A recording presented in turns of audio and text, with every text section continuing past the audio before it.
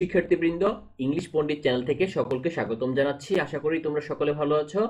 তোমরা অলরেডি জেনেছো তোমাদের revise syllabus অর্থাৎ তোমাদের শর্ট সিলেবাস এসএসসি পরীক্ষা 2026 সেটা প্রকাশিত হয়েছে। সো কি কি টপিক থাকবে ইংরেজি প্রথম পত্রে সেটা নিয়ে হচ্ছে আজকে আমরা একটু দেখে নেব। তোমাদের সাবজেক্ট কোড হচ্ছে 107। তারপরে কোন কোন টপিকগুলো তোমাদের বই থেকে পড়তে হবে সেটা নিয়ে হচ্ছে আজকের এই ডিসকাশন। দেখো, টোটাল হচ্ছে 8টা ইউনিট তোমরা পড়বে তোমাদের পরীক্ষা 2026। ইউনিট 1 থাকবে সেন্স অফ সেলফ, সেখান থেকে হচ্ছে তোমরা লেসন 1 পড়বে mister Moti by Rahat Abir and lesson 3 O me O life. তারপর হচ্ছে ইউনিট 2 ক্লাইমেট চেঞ্জ, সেখান থেকে পড়বে হচ্ছে lesson 1 the grid of the mighty reverse, lesson 2 environmental pollution, lesson 3 man's and climate, lesson 4 well of cyclone, lesson 5 a friend of the earth. তারপরে হচ্ছে unit 3, সেটা হচ্ছে কি ফার্স্ট টাইমস, সেখান থেকে পড়বে হচ্ছে লেসন 1, লেসন 2, লেসন 3, লেসন 4, তারপর হচ্ছে লেসন 5।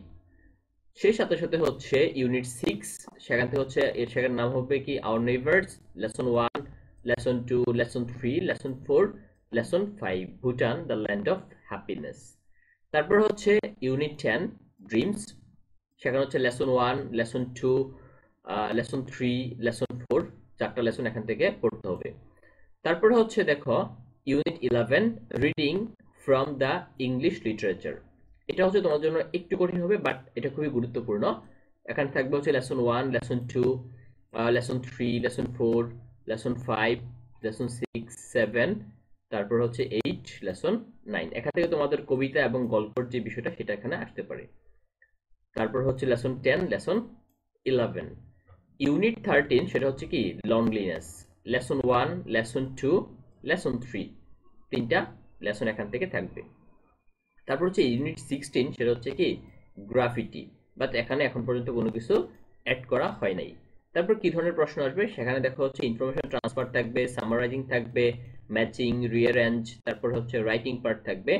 রাইটিং পার্টে হচ্ছে কমপ্লিটিং স্টোরি, গ্রাফ চার্টের কথা এখানে উল্লেখ করা আছে, ডায়লগ, তারপর হচ্ছে ইমেল অথবা রাইটিং লেটার। এখানে টোটালি হচ্ছে 100 মার্কসের পরীক্ষা থাকবে। যেমন এখানে দেয়া আছে মার্কস ডিস্ট্রিবিউশনটা অবশ্য, সেটা হচ্ছে প্রথমে এমসিকিউ থাকবে, তারপরে হচ্ছে answering question, gap filling, information transfer, writing summary, matching, rearrange, তারপর হচ্ছে পয়েম থেকে প্রশ্ন দিতে হবে, স্টোরি থেকে প্রশ্ন উত্তর করতে হবে, কমপ্লিটিং স্টোরি থাকবে, তারপর হচ্ছে রাইটিং ডায়ালগ থাকবে।